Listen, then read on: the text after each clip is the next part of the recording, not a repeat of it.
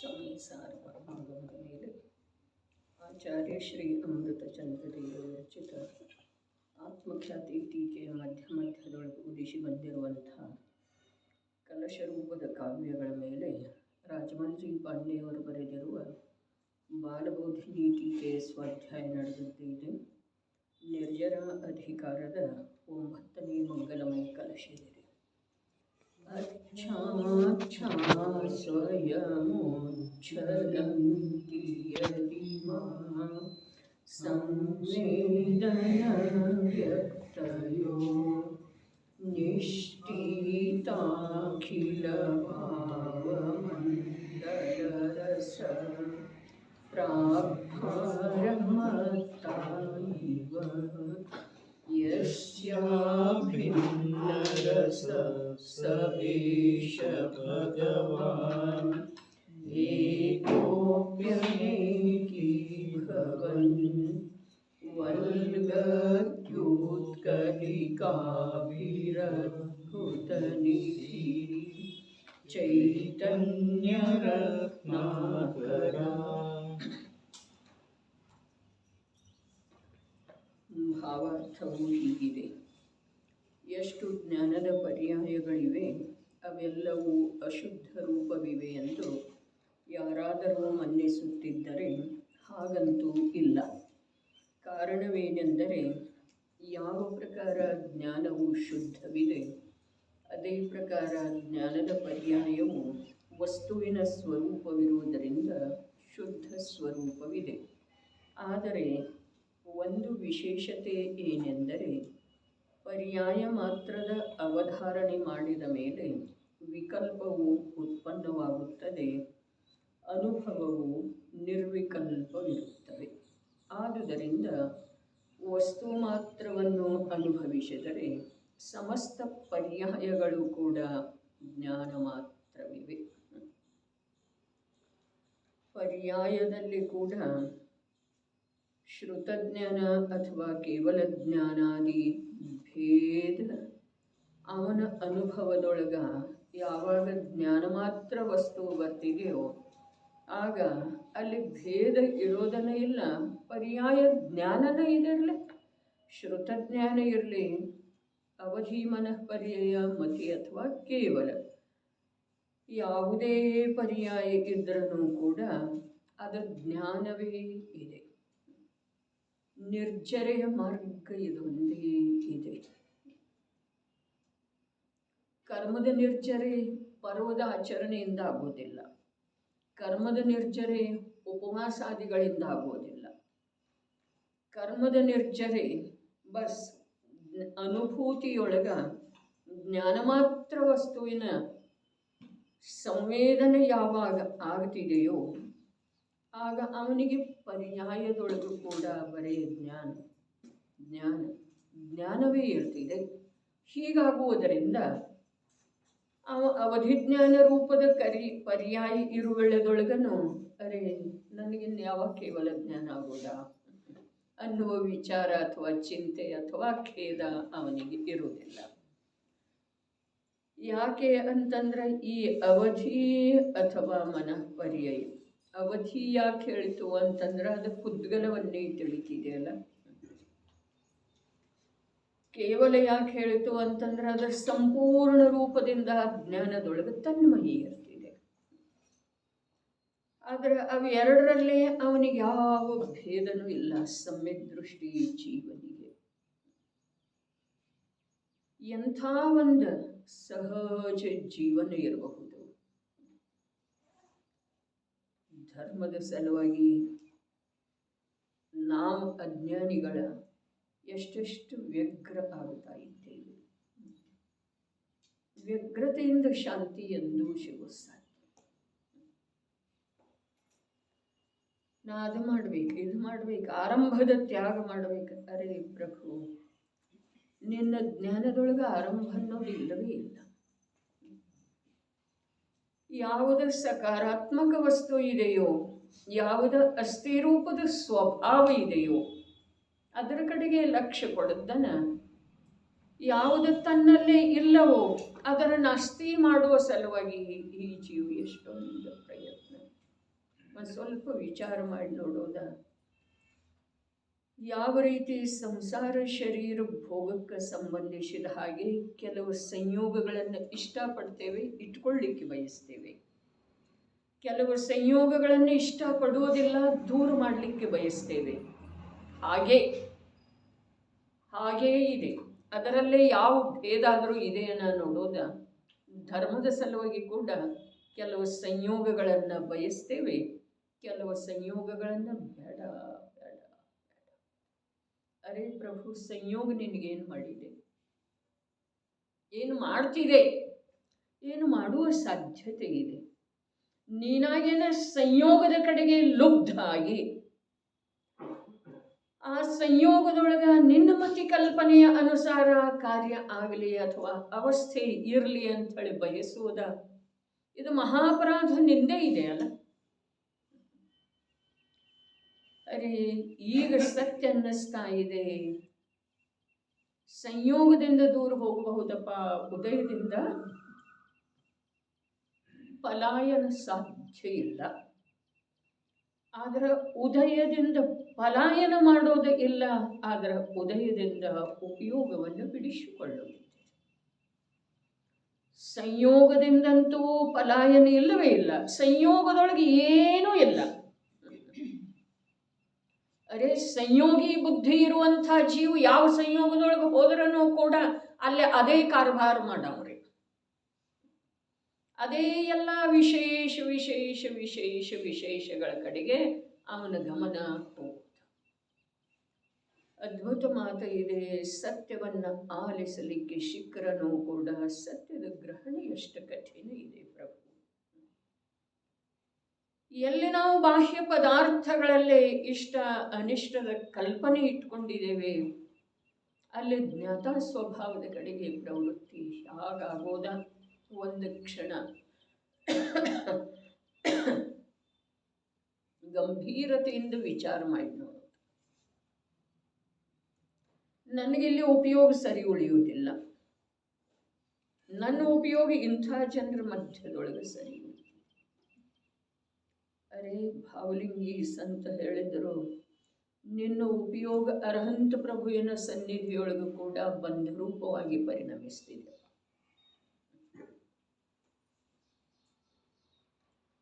ಇದರಿಂದ ಬಿಡಿಸಿಕೊಳ್ಳೋದ ನಿಜವಾಗಿನ ಪುರುಷಾರ್ಥದ ಮಾತು ಇದೆ. ಅದರ ಸತ್ಯದ ನಿರ್ಣಯ ಆದ ನಂತರ ಏನು ವಿಶೇಷ ಪುರುಷಾರ್ಥ ಬೇಕಾಗಿಲ್ಲ, ಸಹಜನ ಆಗ್ತಿದೆ. ಯಾರೆಲ್ಲ ಮೋಕ್ಷ ನಗರವನ್ನು ತಲುಪಿದರೋ ಅವರೆಲ್ಲ ಒಂದು ಜ್ಞಾನ ಮಾತ್ರ ಸ್ವಭಾವದ ಅವಲಂಬನೆ, ಅನುಭೂತಿ, ವಿಶ್ವಾಸ, ಜ್ಞಾನ ಮಾತ್ರವನ್ನ ನೋಡಿದರು ತಮ್ಮನ್ನ ಜ್ಞಾನ ಮಾತ್ರವಾಗಿ ನೋಡಿದರು, ಅನುಭವ ಮಾಡಿದರು. ಅದು ಒಂದೇ ಒಂದು ಕಾರಣದಿಂದ ಸಂಸಾರದಿಂದ, ಕರ್ಮಗಳಿಂದ, ಚತುರ್ಗತಿಗಳಿಂದ, ಪರವಶತೆಯಿಂದ ಶಾಶ್ವತವಾಗಿ ಬಿಡುಗಡೆ ಬಂದಿದ್ದಾರೆ. ಅದಕ್ಕೆ ನಮ್ಮ ರತ್ನಾಕರ್ ಅವರಲ್ಲಿ ಅಷ್ಟು ಸುಂದರ ಶಬ್ದ ಹೇಳಿದ, ಸಂಘದಲ್ಲಿದ್ದು ನಿಸ್ಸಂಗ. ಇಂಥ ರಾಜಾಧಿರಾಜನನ್ನ ಕೊಂಡಾಡಲು ಅಳವೆ ಅದನ್ನು ಅವನ ಸ್ವರೂಪವನ್ನು ಹೇಳೋದ, ವರ್ಣನೆ ಮಾಡೋದ ಸಾಧ್ಯ ಇದೆಯೇನ ಅಂತ ಹೇಳ್ತಾನೆ. ಹೇಗಿದ್ದಾನಮ್ಮ? ಸಂಘದೊಳಿದ್ದು ನಿಸ್ಸಂಗ. ಒಂದು ಪವಾಶಿ ಬಳಸಿ ಬ್ರಹ್ಮಚಾರಿ ಭೂಮಂಡಲವಿದ್ದು ನಿಸ್ಸಂಗ.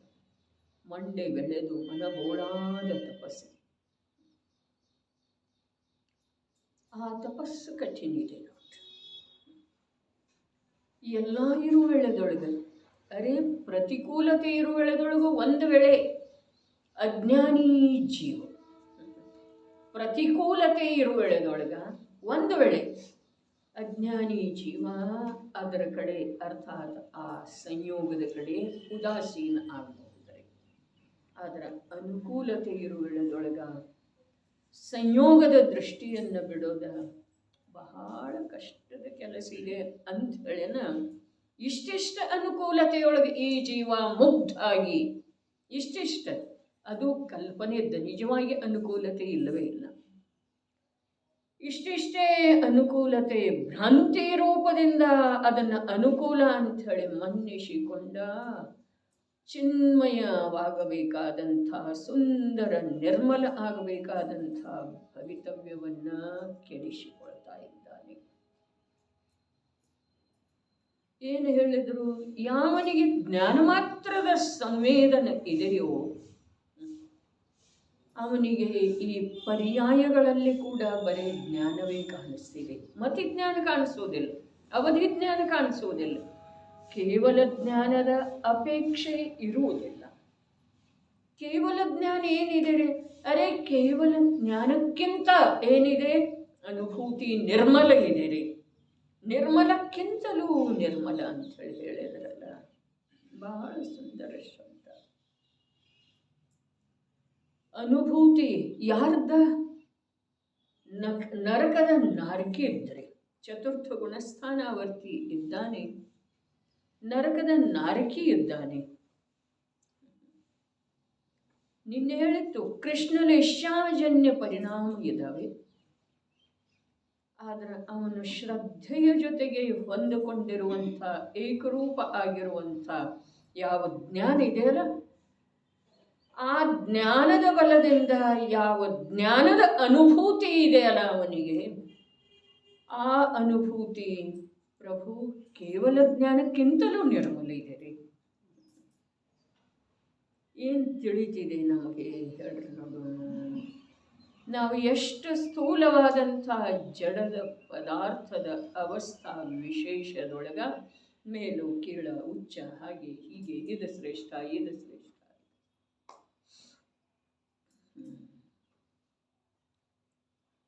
ಸಮ್ಯಕ್ ದೃಷ್ಟಿಯ ಜೀವನ ಯಾವ ಕಡೆಗೆ, ಅವನ ಜ್ಞಾನಾನುಭೂತಿ ಯಾವ ಕಡೆಗೆ, ಆ ಜ್ಞಾನಾನುಭೂತಿಯ ರುಚಿ ಯಾವ ಕಡೆಗೆ, ಆ ಜ್ಞಾನಾನುಭೂತಿಯಿಂದ ಆಗುವಂಥ ಪರಮ ತೃಪ್ತಿ ಯಾವ ಕಡೆಗೆ. ಈ ಪುಣ್ಯೋದಯದಿಂದ ಪ್ರಾಪ್ತವಾದಂಥ ಸಂಯೋಗದ ಕಡೆಗಿನ ದೃಷ್ಟಿ ಏನಿದೆ ಅದು ಪ್ರತ್ಯಕ್ಷ.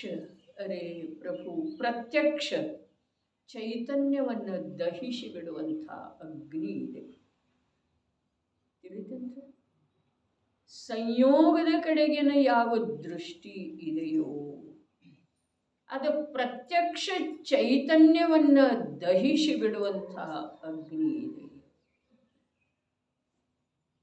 ಮತ್ತು ನರಕದೊಳಗ ಪ್ರತ್ಯಕ್ಷ ಅಗ್ನಿಯೊಳಗ ಕಾಯಿಸ್ತಾ ಇದ್ರನು ಎಳ್ಳಕಾಳಿನಷ್ಟು ತುಂಡು ಚಿಕ್ಕ ಚಿಕ್ಕ ತುಂಡುಗಳನ್ನಾಗಿ ದೇಹವನ್ನು ತುಂಡರಿಸ್ತಾ ಇದ್ರನು ಕೂಡ ಅವನ ಸ್ವರೂಪ ಶ್ರದ್ಧೆಯ ಜೊತೆಗೆ ಯಾವ ಜ್ಞಾನದ ಅಭೇದತೆ ಬೆಸುಗೆ ಆಗಿ ಹೋಗಿದೆಯಲ್ಲ, ಆ ಜ್ಞಾನದ ಅಭೇದತ್ವದ ಅರೆ ಶ್ರದ್ಧಾ ಜ್ಞಾನ ವಿಶುದ್ಧ ದರ್ಶನ ಜ್ಞಾನ ಸತ್ಯವಾದಂಥ ಯಾವ ಸ್ವರೂಪಾಚರಣ ಚಾರಿತ್ರ ಇದೆಯಲ್ಲ, ಅರೆ ಚಾರಿತ್ರ ಇದೆ ರೀ ಅಲ್ಲಿ. ಯಾವಾಗ ಸ್ವಯಂ ಅಗ್ನಿಯೊಳಗ ಸುಟ್ಟು ಹೋಗ್ತಾ ಇದ್ದಾನೆ, ಶಸ್ತ್ರದಿಂದ ತುಂಡಾಡ್ತಾ ಇದ್ದಾನೆ, ಅಥವಾ ಎದುರಿಗಿನ ನಾರಕಿಯನ್ನ ತುಂಡರಿಸ್ತಾ ಇದ್ದಾನೆ, ಆ ಸಮಯದೊಳಗ ಆಗ್ತಿದೆ ಅನ್ನೋ ವಿಶ್ವಾಸ ನಮಗ ಆಗುತ್ತಿಲ್ಲ. ಆ ಸಮಯದೊಳಗೆ ಶುದ್ಧ ಪರಿಣತಿ ಇದೇನಿಲ್ರಿ.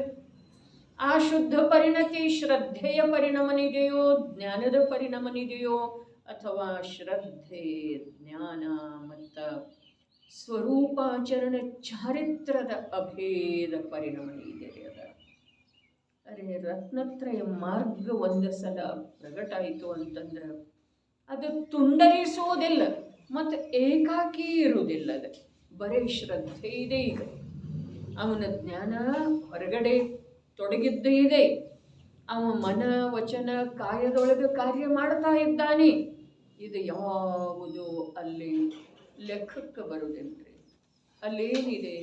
ರತ್ನತ್ರಯ ಇದೆ. ಅರ್ಥಾತ್ ಅನುಭೂತಿಪೂರ್ವಕ ಆತ್ಮತತ್ವದ ಶ್ರದ್ಧೆ, ಆ ಶ್ರದ್ಧೆಯ ಜೊತೆಗೆ ಅಭೇದ ರೂಪದಿಂದ ಜ್ಞಾನ, ಆ ಶ್ರದ್ಧಾ ಜ್ಞಾನದ ಪರಿಣಮನ ರೂಪದ ಸ್ವರೂಪಾಚರಣೆ. ಹಾಗಾದ್ರೆ ಈಗ ಹೇಳ್ರಿ, ಅವನಿಗೆ ಆ ಆಂತರ್ಯದ ಆತ್ಮತತ್ವದ ಶ್ರದ್ಧೆ, ಆ ಶ್ರದ್ಧೆಯ ಜೊತೆಗೆ ಅಭೇದವಾಗಿರುವಂತಹ ಜ್ಞಾನ, ಆ ಶ್ರದ್ಧಾ ಜ್ಞಾನಗಳ ಅಭೇದ ರೂಪದ ನಿರಂತರದ ಮಧ್ಯದಲ್ಲಿ ತುಂಡರಿಸದೇ ಇರುವಂಥ ಪರಿಣಮನ, ಆ ಪರಿಣಮನದ ಫಲಸ್ವರೂಪವಾಗಿ ಯಾವ ಅನುಭೂತಿ ಆಗ್ತಿದೆಯಲ್ಲ ಅವನಿಗೆ, ಯಾವ ಅನುಭೂತಿ, ಅರೆ ಪರಿಣಾಮದ ಅನುಭೂತಿ ಆಗೋದ್ರಿ. ಹಾಗಾದ್ರೆ ಅಲ್ಲಿ ಪರಿಣಮನ ತತ್ವದ ಶ್ರದ್ಧೆಯ ಜೊತೆಗೆ ಅಭೇದಾಗಿರುವಂಥ ಜ್ಞಾನದ ಪರಿಣಮನ ಇದೆ. ಹಾಗಾದ್ರೆ ಆ ಅನುಭವ ಎಂಥದ್ದಿದೆ? ಕೇವಲ ಜ್ಞಾನದ ಪರ್ಯಾಯ ಎಷ್ಟು ನಿರ್ಮಲ ಇದೆ, ಆ ಪರ್ಯಾಯಕ್ಕಿಂತ ಆ ಅನುಭೂತಿ ನಿರ್ಮಲ ಇದೆ.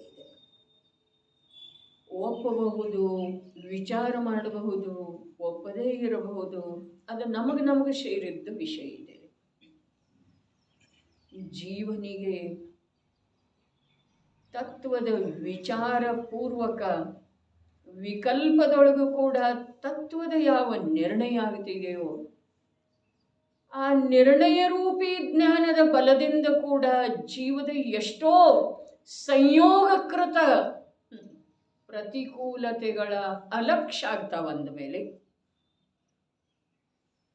ಅಲ್ಲಿ ಪ್ರತ್ಯಕ್ಷ ಯಾವ ಸಂಯೋಗ ಇದೆ ಅದರದ ಅನುಭೂತಿ ಹಾಗಾಗುದ್ರಿ. ನರಕದ ನಾರಕಿ ಸಮ್ಯಕ್ ದೃಷ್ಟಿಗೆ ಸಂಯೋಗದ ಅನುಭೂತಿಯಂತೂ ಬಿಟ್ಟು ಹೋದ ನಂತರನ, ಅರೆ ಮೂಲ ಮಾತು ಇದೆ ರೀ, ಸಂಯೋಗ ರೂಪದ ಅನುಭೂತಿ ಬಿಟ್ಟು ಹೋದ ನಂತರನ, ಬಿಟ್ಟು ಹೋದರನ ಸ್ವಭಾವದ ಅನುಭೂತಿ ಆಗುತ್ತಿದೆ.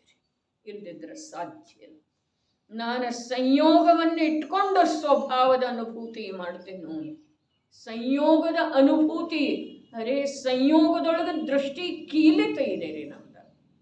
ಸಂಯೋಗ ರೂಪದ ಅನುಭೂತಿ ಅಖಂಡ ಇದೆ. ಅದನ್ನು ತುಂಡರಿಸಲಿಕ್ಕೆ ನಾವು ಅತ್ಯಂತ ಅಸಮರ್ಥ ಆಗಿದ್ದೇವೆ.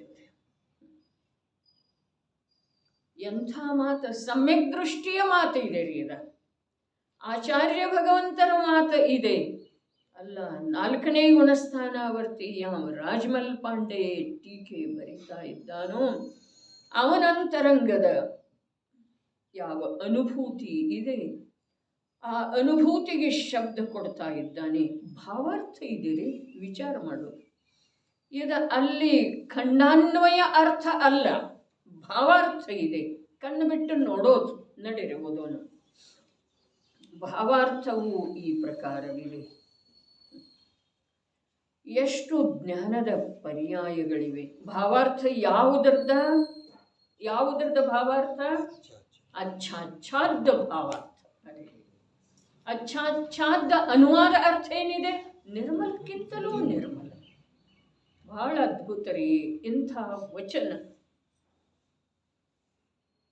ಇಂಥ ವಿಷಯ ಪ್ರಾಪ್ತ ಆಗಲಿಕ್ಕೆ ಮಹಾಭಾಗ್ಯ. ಏನೇನೋ ಸಾಂಸಾರಿಕ ಕಥೆ ಹೇಳಿ ಜನರನ್ನ ಧರ್ಮದ ಭ್ರಾಂತಿಯೊಳಗೆ ಸಿಲುಕಿಸುವ ಮಾತಿಲ್ಲಿ. ಅರೆ ಧರ್ಮ ಮಾಡ್ತೇನಂತಾರೆ, ಪ್ರವಚನ ಕೇಳ್ತೇನಂತಾರೆ, ಆದರೆ ಲೌಕಿಕ ಮಾತುಗಳೇ ನಡೀತವೆ. ಅಂಥ ಮಾತಿಲ್ಲ. ಆಚಾರ್ಯ ಭಗವಂತರ ಶಬ್ದ ಏನಿದೆ? ಅಚ್ಛಾ ಅಚ್ಛಾ. ಅದರ ಅರ್ಥ ಈ ಮಹಾಪುರುಷ ಏನು ಮಾಡಿದ? ನಿರ್ಮಲಕ್ಕಿಂತಲೂ ನಿರ್ಮಲ. ಹೋದ್ರಿ ಭಾವಾರ್ಥ. ಎಷ್ಟು ಜ್ಞಾನದ ಪರ್ಯಾಯಗಳಿವೆ, ಅವೆಲ್ಲವೂ ಅಶುದ್ಧ ರೂಪವಿವೆ ಎಂದು ಯಾರಾದರೂ ಮನ್ನಿಸಿದರೆ ಹಾಗಂತೂ ಇಲ್ಲ. ಕಾರಣವೇನೆಂದರೆ ಯಾವ ಪ್ರಕಾರ ಜ್ಞಾನವು ಶುದ್ಧವಿದೆ ಅದೇ ಪ್ರಕಾರ ಜ್ಞಾನದ ಪರ್ಯಾಯವು ವಸ್ತುವಿನ ಸ್ವರೂಪವಿರುವುದರಿಂದ ಶುದ್ಧ ಸ್ವರೂಪವಿದೆ. ಆದರೆ ಒಂದು ವಿಶೇಷತೆ ಏನೆಂದರೆ ಪರ್ಯಾಯ ಮಾತ್ರದ ಅವಧಾರಣೆ ಮಾಡಿದ ಮೇಲೆ ವಿಕಲ್ಪವು ಉತ್ಪನ್ನವಾಗುತ್ತದೆ. ಅನುಭವ ಪರ್ಯಾಯ ಮಾತ್ರದ ಅವಧಾರಣೆ ಮಾಡಿದ ಮೇಲೆ, ಅವಧಾರಣೆ ಅಂತಂದ್ರೆ ಏನು? ಅವಧಾರಣೆ ಅಂತಂದ್ರೆ ಏನು? ಒಳಗೆ ಜ್ಞಾನದೊಳಗೆ ಧಾರಣ ಮಾಡಿದರೆ, ಸ್ವೀಕಾರ ಮಾಡಿದರೆ ಪರ್ಯಾಯ ಮಾತ್ರದ ಅವಧಾರಣೆ ಯಾರು ಮಾಡವ್ರೆ? ಯಾರು ಮಾಡವ್ರು?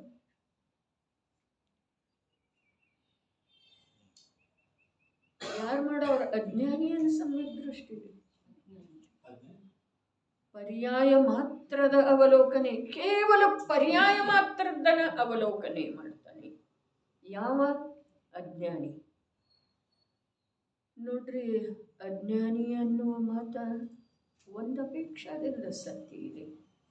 ಆದ್ರೆ ಆ ಅಜ್ಞಾನಿ ಅಜ್ಞಾನದೊಳಗೆ ನಿಂತುಕೊಳ್ಳುವ ಅಪೇಕ್ಷೆಯುಳ್ಳವೂ ಇಲ್ಲ. ಆ ಅಜ್ಞಾನಿ ಅಜ್ಞಾನದ ತ್ಯಾಗ ಮಾಡುವ ಪುರುಷಾರ್ಥ ಮಾಡ್ತಾ ಇದ್ದಾನೆ. ಅವನೇ ಇದು ಪರ್ಯಾಯ ಇದೆ ಅಂತ ಹೇಳಿದ ನಂತರ ಪರ್ಯಾಯದ ಅವಧಾರಣೆ ಮಾಡ್ತಾನೆ. ಅವನೇ ಅರ್ಥಾತ್ ಟೋಡರ ಮಲ್ಲರ ಭಾಷೆಯೊಳಗೆ ಹೇಳಿದ್ರೆ ಸಮ್ಯಕ್ತ್ವ ಸನ್ಮುಖ ಮಿಥ್ಯಾದೃಷ್ಟಿ. ಅಜ್ಞಾನಿ ಅರ್ಥಾತ್ ಮಿಥ್ಯಾದೃಷ್ಟಿ ಅಂತೂ ಅದನ್ರೆ, ಆದ್ರೆ ಅವನ ಮುಖ ಸಮ್ಯಕ್ತ್ವದ ಕಡೆಗೆ ಇದೆ, ಅವನ ಪ್ರಯತ್ನ ಸಮ್ಯಕ್ತ್ವದ ಕಡೆಗೆ ಇದೆ. ಅವ ಮಿಥ್ಯಾತ್ವದೊಳಗೆ ಇಲ್ಲರೇ ಇದ್ದಾನೆ, ಆದ್ರೂ ಇಲ್ಲ. ರೈಲ್ ನಿಲ್ದಾಣದಲ್ಲಿ ನಿಂತಿರ್ತೇವೆ, ಬಸ್ ಸ್ಟ್ಯಾಂಡ್ ಮೇಲೆ ದಾರಿ ಕಾಯ್ತಾ ಇರ್ತೇವೆ ನಿಲ್ದಾಣದ ಮೇಲೆ, ಆದ್ರೆ ನಾವಲ್ಲಿ ನಿಂತಿರುವುದಿಲ್ಲ, ಪ್ರತ್ಯಕ್ಷ ಕಾಣಿಸ್ತಿದೆ ಏನಿಲ್ಲ. ಅರೆ, ನಮ್ಮ ಲಕ್ಷಣ, ನಮ್ಮ ರುಚಿಯಲ್ಲ ಅಲ್ಲಿದೆ. ಎಲ್ಲಿ? ನಾವು ಹೋಗಬೇಕಾದಂಥ ವಾಹನದ ಕಡೆಗೆ.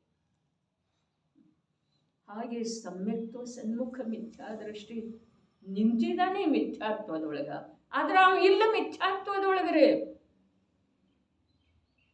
ಎಲ್ಲದ ನಾವ? ಇನ್ನೂ ಬಸ್ ಬಂದಿಲ್ಲ, ಇನ್ನೂ ಟ್ರೈನ್ ಬಂದಿಲ್ಲ, ಆದ್ರೆ ಅವನ ರುಚಿ, ಅವನ ವಿಶ್ವಾಸ, ಅವನ ಕಾರ್ಯ, ಅವನ ಜ್ಞಾನದ ಪರಿಣತಿ ಎಲ್ಲ ಅಲ್ಲೇ ಇದೆ ರೀ. ನೋಡಿಲ್ಲ ಅವನ ಜೀವನದೊಳಗೆ ಯಾವಾಗೂ ರೀ ರೈಲನ್ನ. ಯಾವಾಗೂ ತನ್ನ ಜೀವನದೊಳಗೆ, ಅನಂತ ಕಾಲದ ಜೀವನದೊಳಗೆ ತನ್ನ ಸ್ವರೂಪವನ್ನು ನೋಡಿಲ್ಲ. ಆದರೂ ಕೂಡ ಜ್ಞಾನಿ ಗುರುಗಳ ಹೇಳಿರುವಂಥ ಆ ಸುಖಮಯ ಸ್ವರೂಪದ ವಿಶ್ವಾಸ ಅತ್ಯಂತ ಸರಳತೆಯಿಂದ ಮಾಡಿರುವುದರಿಂದ ಆ ಶುದ್ಧ ಸ್ವರೂಪದ ನಿಜ ಸ್ವರೂಪದ ಉಪಲಬ್ಧಿಯ ಕಡೆಗೆ, ದರ್ಶನದ ಕಡೆಗೆ, ಪ್ರಾಪ್ತಿಯ ಕಡೆಗೆ, ಅನುಭವದ ಕಡೆಗೆ, ಅದರಲ್ಲೇ ನಿಂತುಕೊಳ್ಳುವುದರ ಕಡೆಗೆ ಅವನದ ಸಂಪೂರ್ಣ ರುಚಿ ಇದೆ. ಈಗ ಅದಾನೆಲ್ಲವ ಮಿಥ್ಯಾತ್ವದೊಳಗೆ, ಆದ್ರೂ ಕೂಡ ಮಿಥ್ಯಾತ್ವದೊಳಗೆ ನಿಂತಿಲ್ಲ. ಅದಾನಂತರಿ ಮತ್ತು ನಿಂತಿಲ್ಲ ಅಂದ್ರೆ ಏನು? ಅವನು ಹೋಗ್ತಾ ಇದ್ದಾನ್ರಿ ಯಾವುದರ ಕಡೆಗೆ? ಸಮ್ಯಕ್ತ್ವದ ಕಡೆಗೆ. ಅದ್ಭುತ ಮಾತಿದೆ, ಆಂತರ್ಯದ ಮಾತಿದೆ. ಜ್ಞಾನಿ ಜನರ ವಚನ ಬಹಳ ಅದ್ಭುತ. ಜ್ಞಾನ ವಿಶೇಷತೆ ಏನೆಂದರೆ ಪರ್ಯಾಯ ಮಾತ್ರದ ಅವಧಾರಣೆ ಮಾಡಿದ ಮೇಲೆ ವಿಕಲ್ಪವು ಉತ್ಪನ್ನವಾಗುತ್ತದೆ. ಯಾರಿಗೆ? ಅವ ಪರ್ಯಾಯದ ಸ್ವರೂಪವನ್ನು ತಿಳಿತಾ ಇದ್ದಾನಲ್ಲ. ಅವಧಾರಣೆ ಮಾಡೋದಂತಂದ್ರೆ ಜ್ಞಾನದೊಳಗೆ ಸ್ವೀಕಾರ ಮಾಡಿ ತಿಳಿಯೋದು. ಜ್ಞಾನದೊಳಗೆ ಅದರ ಹೊರಗೆ ಇಂದ್ರಿಯದ ಮೂಲಕ ತಿಳಿಯುವ ಮಾತಿಲ್ರಿ. ಅವಧಾರಣೆ ಅಂತಂದ್ರೆ ಶಬ್ದ ಕೇಳಿದ, ಅದರ ಜ್ಞಾನದೊಳಗೆ ಧಾರಣ ಮಾಡಿದಾನ್ರಿ. ಅವಧಾರಣೆ ಅದರದ ಸ್ವೀಕಾರ ಮಾಡಿದ್ದಾನೆ, ನೋಡ್ತಾ ಇದ್ದಾನೆ. ಹೌದಲ್ಲ, ಇದು ಮತಿಜ್ಞಾನ ಬಿಟ್ಟು ಹೋಗುವಂಥದ್ದಿದೆ. ಹೌದಲ್ಲ, ಈ ಕೇವಲ ಜ್ಞಾನ ಒಂದು ಸಮಯದ್ದು ಇದೆ. ಅಂದ್ರೆ ಪರ್ಯಾಯದ ಕಡೆಗೆ ಲಕ್ಷ್ಯ ಕೊಟ್ಟ ನಂತರ ಪರ್ಯಾಯದ ವಿಶೇಷತೆಯನ್ನು ಅವಧಾರಣೆ ಮಾಡಿದ ನಂತರ ಆ ಅವಧಾರಣೆ ಮಾಡುವಂಥ ಜೀವನಿಗೆ ಏನಾಗ್ತಿದೆ? ವಿಕಲ್ಪ. ಆದ್ರೆ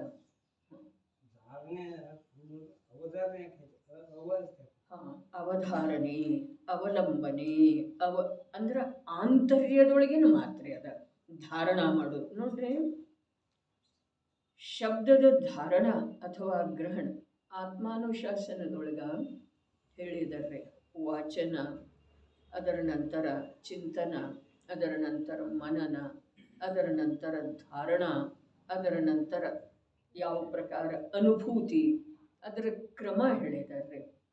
ಅವಧಾರಣೆ ಅನ್ನೋದು ಏನಿದೆ ಇದು ಆಂತರ್ಯದೊಳಗೆ, ಅರೆ ಆಳದೊಳಗೆ, ಅರೆ ಇಂದ್ರಿಯದ ಕಡೆಗಿನ ಲಕ್ಷ್ಯವನ್ನ ಬಿಟ್ಟುಕೊಟ್ಟು. ಅವಧಾರಣೆ ಶಬ್ದದ ಆಳ ಇಷ್ಟಿದೆ ನೋಡ್ರಿ. ಧಾರಣಾ ಏನಿದೆ, ಅರೆ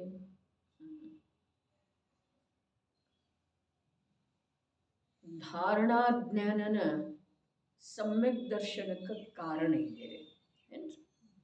ಧಾರಣಾ ಜ್ಞಾನನ ಸಮ್ಯಕ್ ದರ್ಶನಕ್ಕೆ ಕಾರಣ ಇದೆ. ಆದ್ರೆ ಧಾರಣಾ ಜ್ಞಾನ ಕೂಡ ಸಮ್ಯಕ್ ದರ್ಶನ ಆಗದ ಬಿಟ್ಟು ಹೋಗೋದು ಸಾಧ್ಯ ಇದೆ. ತಿಳಿತೇನ್ರಿ? ಧಾರಣಾ ಜ್ಞಾನದಿಂದ ಸಮ್ಯಕ್ ದರ್ಶನ ಆಗುವುದಿಲ್ಲ. ಆದರೆ ಸಮ್ಯಕ್ ದರ್ಶನ ಆಗೋಕ್ಕಿಂತ ಮುಂಚೆ ಧಾರಣಾ ಜ್ಞಾನ ಇರ್ತಿದೆ. 8 ಭವದವರೆಗೆ ಧಾರಣಾ ಜ್ಞಾನ ಕಾರ್ಯ ಮಾಡ್ತಿದೆ. ಇಂದು ವಸ್ತು ಸ್ವರೂಪದ ಧಾರಣ ನಮ್ಮ ಜ್ಞಾನದೊಳಗ ಆಗಿತ್ತು ಅಂತಂದ್ರೆ ಅದು 8 ಭವದವರೆಗೆ ಸತ್ತಾದೊಳಗೆ ಇರ್ತಿದೆ. ಬಾಹ್ಯ ನಿಮಿತ್ತ ಪಡೆದು ಕಾಲಲಬ್ಧಿ ಪಡೆದು ಅದು ಸಮ್ಯಕ್ ದರ್ಶನಕ್ಕೆ ಕಾರಣ ಆಗ್ತಿದೆ, ಸಮ್ಯಕ್ ದರ್ಶನದ ಪ್ರಾಪ್ತಿ ಮಾಡ್ಕೊಳ್ತಿದೆ. ಆದರೆ ಮಾಡ್ಕೊಳ್ತಿದೆ, ಹೀಗೆ ನಿಯಮಿಲ್ಲ. ಒಟ್ಟಿನಲ್ಲಿ ಧಾರಣಾ ಜ್ಞಾನ ಈ ಸಮಯದಲ್ಲಿ ನಮಗೆ ಈ ಭವದಲ್ಲಿ ನಮಗೆ ಆತ್ಮನ ಅನುಭೂತಿ ಆಗದಿದ್ರೂ ಕೂಡ ಒಂದು ವೇಳೆ ವಸ್ತು ಸ್ವರೂಪದ ಧಾರಣ ಆಗಿತ್ತು ಜ್ಞಾನದೊಳಗ, ಸ್ವೀಕಾರ ಆಗಿತ್ತು ಜ್ಞಾನದೊಳಗ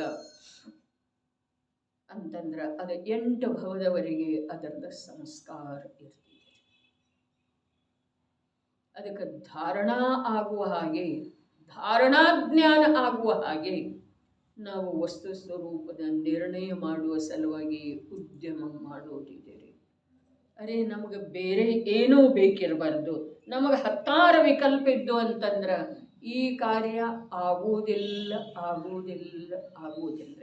ಅದಕ್ಕೆ ಪ್ರಾರಂಭದೊಳಗೆ ಹೇಳಿದ್ದಿದೆ, ಯಾರಿಗೆ ಪರ್ವದ ರುಚಿ ಇದೆ, ಯಾರಿಗೆ ವ್ರತಾದಿಗಳನ್ನು ಮಾಡುವುದ ರುಚಿ ಇದೆ, ಯಾರಿಗೆ ಸಂಯಮಾದಿಗಳಿಂದ ಇರುವುದರದ ರುಚಿ ಇದೆ, ಅವರು ವ್ಯಗ್ರ ಇದ್ದಾರೆ.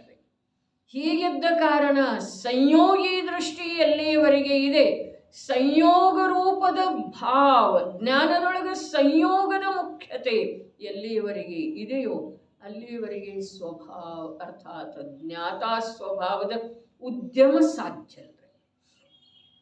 ನಾವು ನಂಬಿದ್ರು ನಂಬೋದು. ಅದಕ್ಕೆ ಪ್ರಾರಂಭದೊಳಗೆ ಹೇಳಿದ್ದನ್ನ ನಂಬೋದು, ವಿಚಾರ ಮಾಡೋದು ಅಥವಾ ಬಿಟ್ಕೊಡೋದು, ಇದೆಲ್ಲ ನಮಗೆ ಸೇರಿದ್ದ ವಿಷಯ ಇದೆ.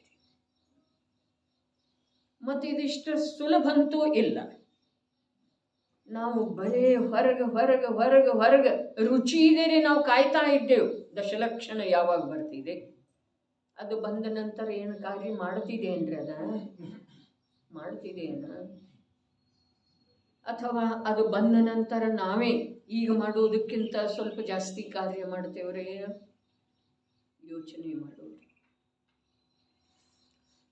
ಹೊರಗಿನ ದ್ರವ್ಯ ಕ್ಷೇತ್ರ ಕಾಲ ಭಾವ ಎಲ್ಲ, ದ್ರವ್ಯ ಕ್ಷೇತ್ರ ಕಾಲ ಭಾವ ಪರ, ಅದರದ ಅಪೇಕ್ಷೆ ಎಲ್ಲಿದೆಯೋ ಆ ಅಪೇಕ್ಷೆ ಸ್ವದ್ರವ್ಯ ಕ್ಷೇತ್ರ ಕಾಲ ಭಾವದಿಂದ ಏನು ಮಾಡ್ತಾ ಇದೆ? ದೂರ ತಗೊಂಡು. ಧರ್ಮ ಒಂದು ಬೇರೆ ಇದೆ, ಅದು ಅತ್ಯಂತ ಸ್ವಾಧೀನ ಇದೆ. ಅನಂತ ಪುರುಷಾರ್ಥ ಬೇಕು. ಯಾಕೆ ಅಂತಂದ್ರೆ ಅನಂತ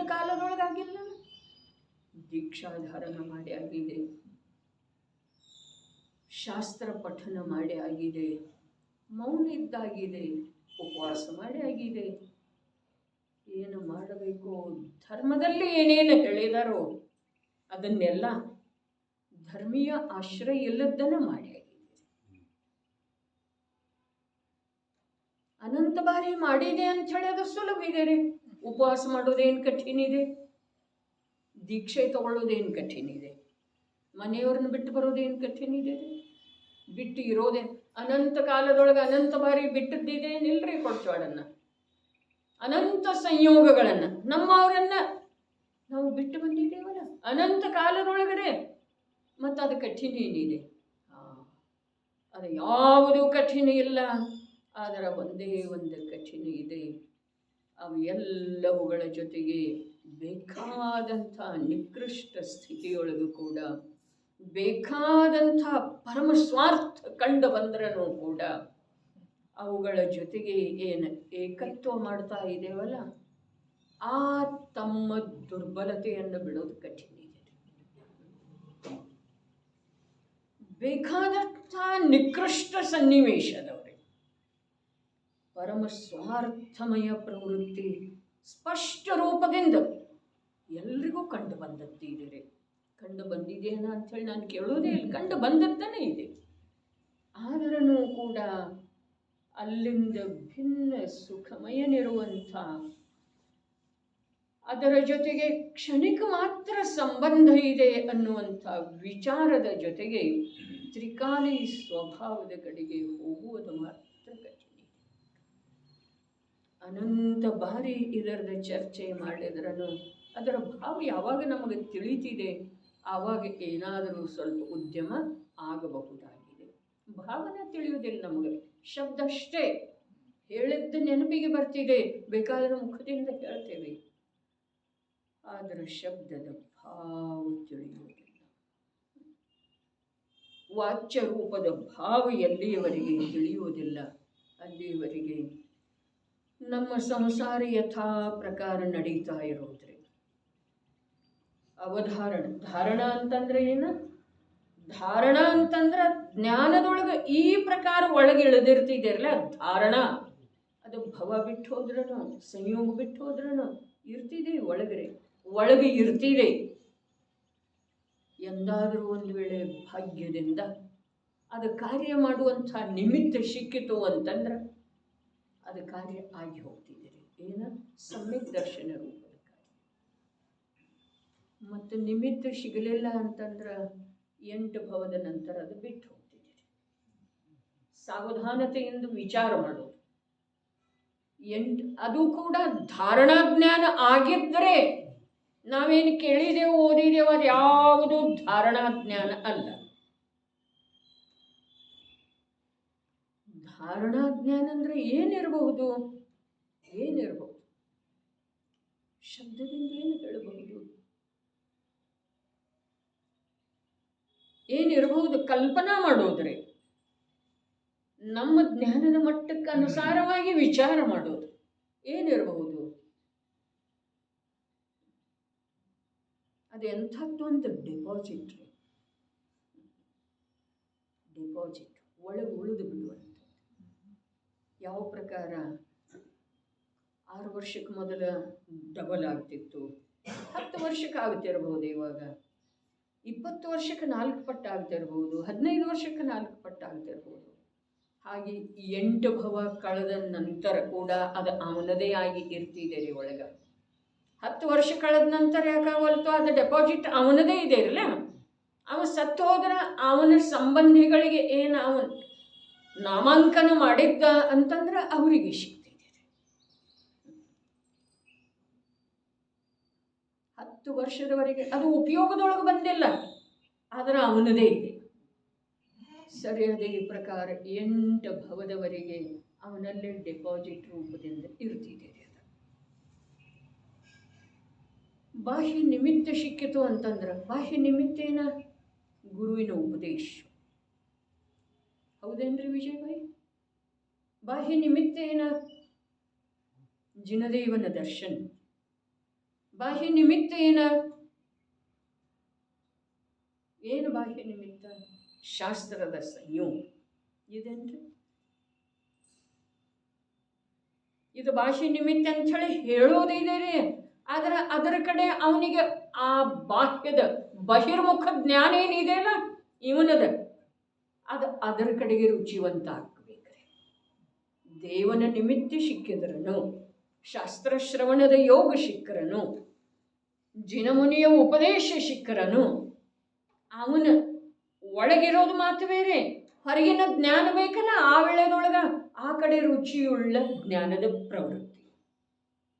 ಹಾಗೆ ಆಯಿತು, ಅಲ್ಲಿ ಅದು ಇರ್ತಿದೆ, ಇಲ್ಲಿ ಆ ಪ್ರಕಾರದ ಜ್ಞಾನದ ಪ್ರವೃತ್ತಿನೂ ಆಗ್ತಿದೆ, ಒಳಗಡೆ ಅದ ಧಾರಣಾ ಜ್ಞಾನನೂ ಇರ್ತಿದೆ. ಹಾಗಾಗಿ ಮತ್ತಲ್ಲಿ ಪುರುಷಾರ್ಥ ಮಾಡಿದ ಅಂತಂದ್ರೆ ಸಮ್ಯಕ್ ದರ್ಶನ ಆಗ್ತಿದೆ ರೀ. 5 ಬೇಕರ್ಲಿ ಅಪ್ಪ, ಯಾವ ಸಮವಾಯಗಳ 5 ಬೇಕಲ್ಲ. ಅದರೊಳಗೆ ಒಂದು ಸ್ವಭಾವ ಇದೆ, ಒಂದು ಪುರುಷಾರ್ಥ ಇದೆ, ಒಂದು ಭವಿತವ್ಯ ಇದೆ, ಒಂದು ನಿಮಿತ್ತ ಇದೆ, ಅದವೇನಿಲ್ರಿ, ಕಾಲಲಬ್ಧಿ ಇದೆ. ಯೋಚನೆ ಮಾಡೋದು. ಧಾರಣಾ ಜ್ಞಾನ ಅರ್ಥಾತ್ ಡೆಪಾಸಿಟ್ ರೂಪದಿಂದ ಭವದಿಂದ ಭವಕ್ಕೆ ತೆಗೆದುಕೊಂಡು ಹೋಗುವಂಥದ್ದು ತತ್ವದ ಜ್ಞಾನ. ಉಳಿತಿದೆ ಅದು 8 ಭವದವರೆಗೆ. ಆದ್ರೆ ಅಲ್ಲಿ 8 ಭವದವರೆಗೆ ಉಳಿತಿದೆ. ಕೊನೆಗೆ 8 ಭವ, 8ನೇ ಭವದೊಳಗೂ ಕೂಡ ಇದೆಲ್ಲ ಸೇರಿತು ಅಂತಂದ್ರೆ ಸಮ್ಯಕ್ ದರ್ಶನ ಆಗಬಹುದು. ಇದ್ದಕ್ಕಿದ್ದ ಹಾಗೆ ಓದಿದ ಕೂಡಲೇ, ರುಚಿಪೂರ್ವಕ ಓದಿದ ಕೂಡಲೇ, ಒಂದೆರಡು ಶಬ್ದದ ಭಾವ ತಿಳಿದು ಬಂದ ಕೂಡಲೇ ಸಮ್ಯಕ್ ದರ್ಶನ ಆಗೋ ಹಾಗೆ ಇಲ್ಲ ವಾಸಣ್ಣ. ಸಮ್ಯಕ್ ದರ್ಶನದ ಬಹಳ ವಿಶೇಷ ಅನಂತ ಪುರುಷಾರ್ಥದ ಮೂಲಕರೇ ನಮಗೆಲ್ಲ ತಿಳಿತೀಗ ತತ್ವ. ಮೊದಲು ತಿಳಿದಿರಲಿಲ್ಲ, ಹಾಗಿತ್ತು ಹೀಗಿತ್ತು, ಈಗೆಲ್ಲ ತಿಳಿದು ಎಷ್ಟು ಆನಂದ ಆಗ್ತಿದ್ದೀರಿ. ಅರೇ ಆ ಆನಂದ ಸಂಯೋಗದ ಆನಂದ ಇದೆ ರೀ. ನೋಡ್ರಿ, ಸಮ್ಯಕ್ ದರ್ಶನ ಅಲ್ಲಿ ಸಮ್ಯಕ್ ತೋ ಸನ್ಮುಖ ಮಿಥ್ಯಾದೃಷ್ಟಿಯ ಮಾತು ಹೇಳಿದ್ರಲ್ಲ, ಅವೇನು ಮಾಡಿದ, ಒಮ್ಮೆ ಓದುತ್ತಾನೆ. ಅರೆ ಒಮ್ಮೆ ತೆಗೆದು ನೋಡ್ರಿ, ಇಷ್ಟು ದೊಡ್ಡ ಪ್ಯಾರಾಗ್ರಾಫ್ ಇದೆ, ಎಷ್ಟು ಸುಂದರ ರೀತಿಯಿಂದ ಚರ್ಚೆ ಮಾಡಿದ್ದಾರೆ ಟೋಡರ ಮಲ್ಲರ. ಅವನಿಗೆ ಇದೇ ಭಾವದಲ್ಲಿ ತಪ್ಪಿದರೆ ಮುಂದಿನ ಭಾವದಲ್ಲಿ, ಅದು ತಪ್ಪಿದರೆ ಅದಕ್ಕಿಂತ ಮುಂದಿನ ಭಾವದಲ್ಲಿ ಸಮ್ಯಕ್ ದರ್ಶನ. ಅಷ್ಟೆಲ್ಲ ಮಾಡುವವನಿಗೆ ಬ್ರಹ್ಮಾನಂದವನಿಗೆ, ಅಷ್ಟೆಲ್ಲ ಮಾಡುವವನಿಗೆ ಅಷ್ಟೆಲ್ಲ ಕೃತ್ರಿಮವಾಗಿ ಮಾಡ್ತಾ ಇಲ್ಲ. ಒಳಗಿಂದೇನಿದೆ ಅಲ್ಲ, ಅದು ಒಳಗಿನ ಮಾತ ನಮಗೆ ತಿಳಿದು ಬರುವುದಿಲ್ರಿ.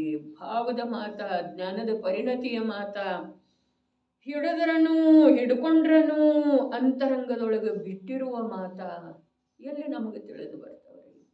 ಎಷ್ಟು ಮೋಹಿ ಅದನ ಅಂತೇವ್ರಿ ನಾವು, ಹೌದು ಅಥವಾ ಇಲ್ಲ?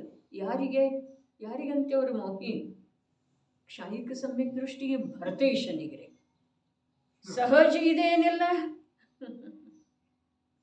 ಸಹಜ ಇದೇನಿಲ್ರಿ. ಆ ಒಂದು ಪೌದನಪುರದಿಂದ ಅವನದು ಏನು ಕೆಡೋದಿತ್ತರಿ? ಏನು ಕೆಡೋದಿತ್ತು? 6 ಖಂಡವನ್ನೆಲ್ಲ ಗೆದ್ದಿದ್ದನ. ಚಕ್ರರತ್ನ ಪುರ ಪ್ರವೇಶ ಮಾಡದಿದ್ರ ಅವನಿಗೇನು ಹಾನಿ ಇತ್ತ ಹೇಳ್ರಿ? ಅಪ್ಪಾಜಿ ಹೇಳ್ತಿದ್ರೆ 6 ಖಂಡ ಇದ್ರೂ ಅವನಿಗೊಂದು ಪೌದನಪುರ ಬೇಕಾಗಿತ್ತು. ಎಂಥ ಅದ್ಭುತ ಮಾತಿದೆ. ಅವನಿಗೆ ಒಂದು ಆ ಪೌದನಪುರ ಬೇಕಾಗಿತ್ತು ಅಂತಂದ್ರ ಸಿಂಹಾಸನದಿಂದ ಇಳಿದ ಮೇಲೆ ಅಂತರ್ಮುಹೂರ್ತದೊಳಗೆ ಕೇವಲ ಜ್ಞಾನ ಹೇಗಾಯಿತು?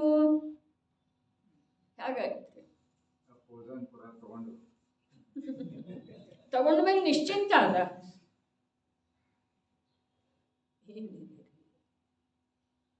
ಅದು ಒಳಗೆ ಏನಿದೆ ಅನ್ನೋದು ನಮ್ಗೆ ತಿಳಿಯೋದಿಲ್ಲಲ್ಲ. ಹೊರಗಿನ ಕಾರ್ಯದ ಮೇಲಿಂದ ನಾವು ಅಳತೆ ಮಾಡ್ತೇವ್ರಿ. ಇವ ಹೀಗಿದ್ದಾನೆ, ಇವ ಹೀಗಿದ್ದಾನೆ. ಅವನಿಗೆ ಸ್ವಾಭಿಮಾನ ಇತ್ತು ಗೊಮ್ಮಟನಿಗೆ.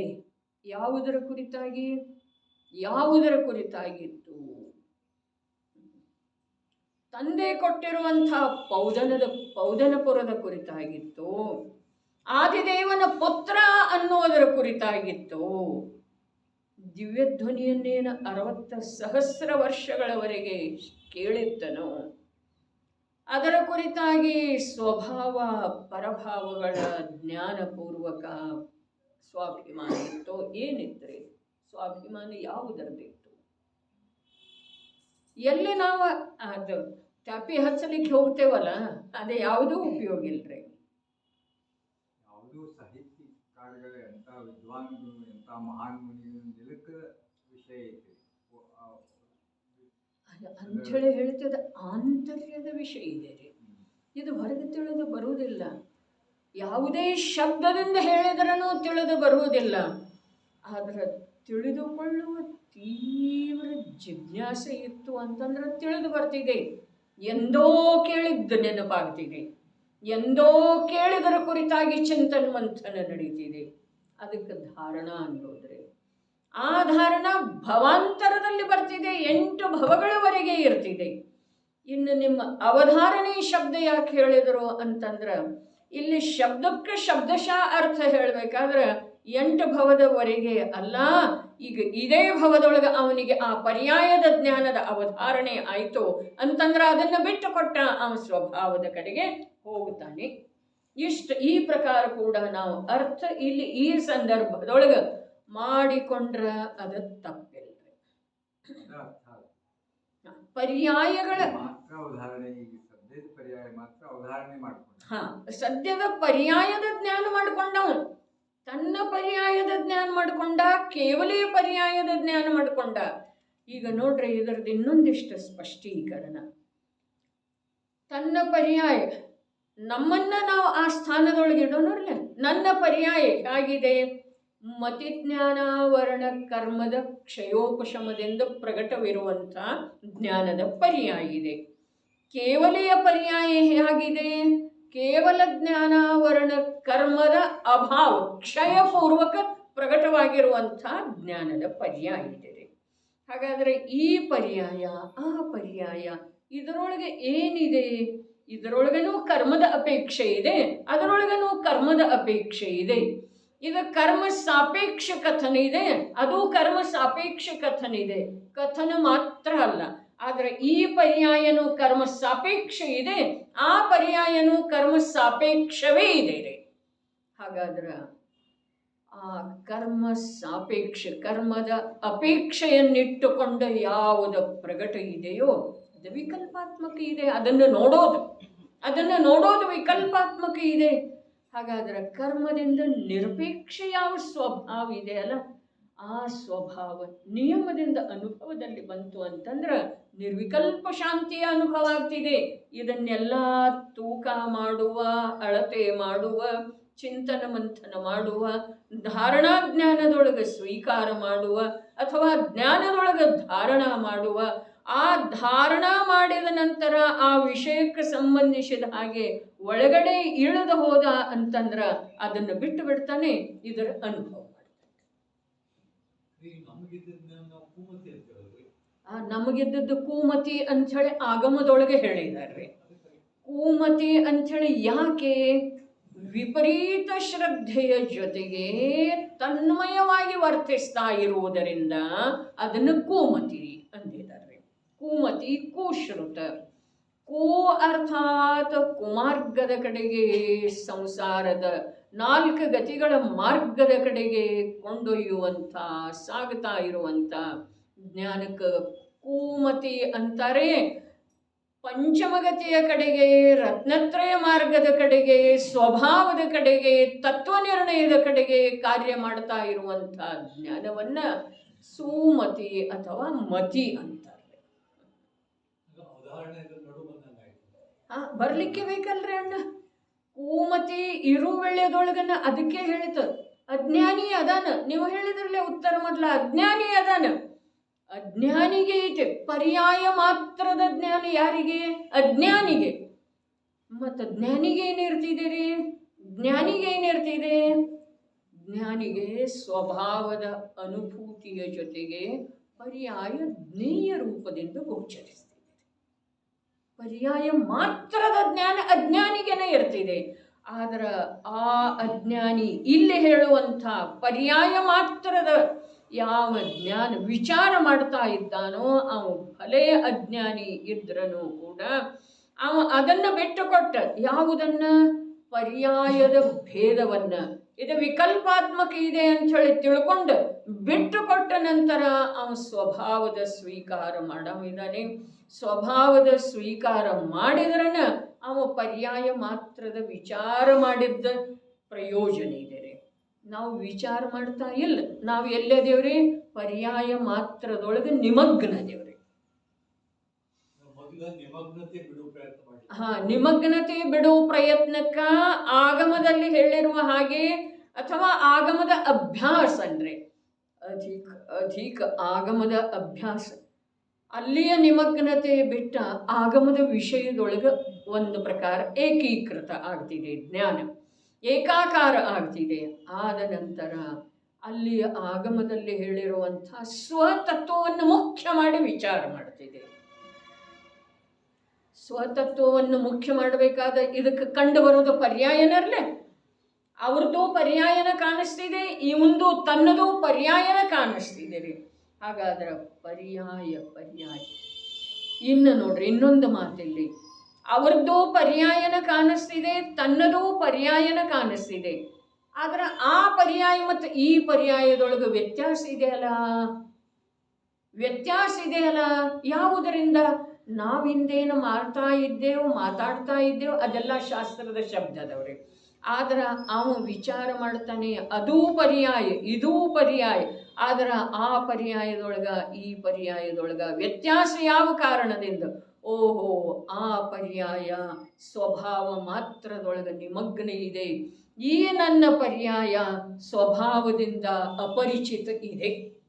ಹಾಗಾದ್ರೆ ಆ ಸ್ವಭಾವದ ಪರಿಚಯ ನಾನು ಮಾಡ್ಕೊಳ್ಬೇಕಲ್ಲ ಅಂಥೇಳಿ ಯಾವಾಗ ಇವ ಆ ಪರ್ಯಾಯದ ಭೇದದ ವಿಕಲ್ಪವನ್ನು ಕೂಡ ಬಿಡ್ತಾನೋ ಆವಾಗ ಇವು ಸ್ವಭಾವದ ಕಡೆಗೆ ಉದ್ಯಮ ಮಾಡೋ ಸಾಧ್ಯ ಇದೆ. ಅಥವಾ ಇವು ಸ್ವಭಾವದ ಕಡೆಗೆ ಯಾವಾಗ ಉದ್ಯಮ ಮಾಡ್ತಾನೋ ಆವಾಗ ಪರ್ಯಾಯದ ಭೇದದ ವಿಕಲ್ಪ ಕೂಡ ಬಿಟ್ಟು ಹೋಗಿ ಅದು ಬರೀ ಜ್ಞಾನನೇ ಇದೆ ಅನ್ನಿಸ್ತಿದೆ ರೀ ಅವನಿಗೆ. ಅನುಭೂತಿ ಜ್ಞಾನ ಮಾತ್ರದ್ದು ಆಗ್ತಿದೆ. ಆಮೇಲೆ ಇದು ಜ್ಞಾನನೇ ಇದೆ, ಅದು ಜ್ಞಾನನೇ ಇದೆ. ಯಾವುದ? ಮತಿ ಜ್ಞಾನ. ಆ ಮತಿ ಹಿಂದಿಂದ ಬಿಡೋದ? ಕೇವಲ ಜ್ಞಾನ. ಆ ಹಿಂದಿನ ಶಬ್ದ ಬಿಡೋದ? ಆದರೆ ಏನಿದೆ? ಅದ ಜ್ಞಾನನೇ ಇದೆ. ಅದೇ ಮಾತಿಲ್ಲಿ ಹೇಳಿದ್ದಾರೆ. ನಡೀರಿ, ಒಂದು ವಿಶೇಷತೆ ಏನೆಂದರೆ ಪರ್ಯಾಯ ಮಾತ್ರದ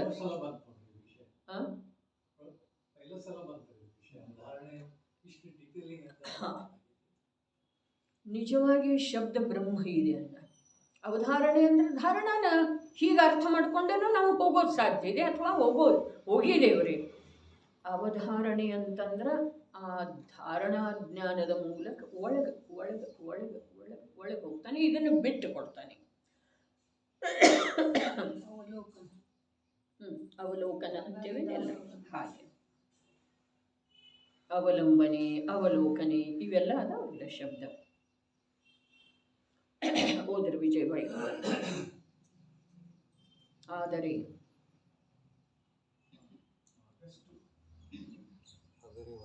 ಎಷ್ಟು ಜ್ಞಾನದ ಪರ್ಯಾಯಗಳಿವೆ, ಅವೆಲ್ಲವೂ ಅಶುದ್ಧ ರೂಪವಿವೆ ಎಂದು ಯಾರಾದರೂ ಮನ್ನಿಸುತ್ತಿದ್ದರೆ ಅದಂತೂ ಇಲ್ಲ. ಕಾರಣವೇನೆಂದರೆ ಯಾವ ಪ್ರಕಾರ ಜ್ಞಾನವು ಶುದ್ಧವಿದೆ ಅದೇ ಪ್ರಕಾರ ಜ್ಞಾನದ ಪರ್ಯಾಯವು ವಸ್ತುವಿನ ಸ್ವರೂಪವಿರುವುದರಿಂದ ಶುದ್ಧ ಸ್ವರೂಪ. ಅದೇನು ಸಾಮಾನ್ಯ ಮಾತೈತೇನ್ರಿ? ಯಾವ ಪ್ರಕಾರ ಜ್ಞಾನ ಶುದ್ಧ ಇದೆ? ಯಾರಿಗೆ ಯಾವ ಪ್ರಕಾರ ಜ್ಞಾನ ಶುದ್ಧ ಇದೆ? ಜ್ಞಾನ ಶುದ್ಧ ಇದೆ ಅಂಥೇಳಿ ವಿಶ್ವಾಸ ಯಾರು ಮಾಡಿದ್ರು? ಅವರಿಗೆ. ಜ್ಞಾನ ಅಶುದ್ಧ ಆಗಿದೆ, ಮಿಥ್ಯಾ ಆಗಿದೆ, ಕೂವಾಗಿದೆ ಅಂಥೇಳಿ ಯಾರಿಗೆ ಅನ್ನಿಸ್ತಾ ಇದೆ ಅವರಿಗೆ ಜ್ಞಾನ ಶುದ್ಧ ಇದೆ. ಅರೇ ಪರ್ಯಾಯ ಅಶುದ್ಧ ಇದೆ, ಆದ್ರೆ ಜ್ಞಾನಂತೂ ಶುದ್ಧನೇ ಇದೆನಾ? ನೋಡ್ರಿ, ಮನ್ನಿಸುತ್ತಿದ್ದರೆ ಅಂಥೇಳಿ ಹೇಳಿದ್ರಲ್ಲ, ಅವರು ಮಾತ್ರ ಒಂದು ವೇಳೆ ಜ್ಞಾನದ ಪರ್ಯಾಯಗಳ ಶುದ್ಧ ಇದ್ದಾವೆ ಅಂಥೇಳಿ ಯಾರಾದರೂ ಮನ್ನಿಸ್ತಾ ಇದ್ರ ಆ ಮನ್ನನೆಯ ಹಿಂದೆ ಅಭಿಪ್ರಾಯ ಅವ್ರದ್ದೇನಿದೆ? ಇನ್ನೊಂದು ಮನ್ನನೆ ಏನಿದೆ? ಪರ್ಯಾಯ ಅಶುದ್ಧದವು, ಜ್ಞಾನ ಶುದ್ಧ ಇದೆ. ಇಷ್ಟು ಅವರಿಗೆ ಅರ್ಥ ಸ್ವೀಕಾರ ಇದೆ ರೀ. ಹೀಗೆದ್ದ ನಂತರ ಯಾವ ಪ್ರಕಾರ ನಿನ್ನ ಮನ್ನನೆಯೊಳಗೆ ಜ್ಞಾನ ಶುದ್ಧ ಇದೆಯಲ್ಲ ಅದೇ ಪ್ರಕಾರ ಜ್ಞಾನದ ಪರ್ಯಾಯ ಕೂಡ ಶುದ್ಧ ಅದವು ಅಂಥೇಳಿ ಮನ್ನಿಸ್ನಿ. ಇದು ಹೊರಗಿಂದ ನೋಡಿ ಅಶುದ್ಧ ಅನ್ಬೇಡ, ಅಶುದ್ಧ ಯಾವುದೂ ಇಲ್ಲವೇ ಇಲ್ಲ.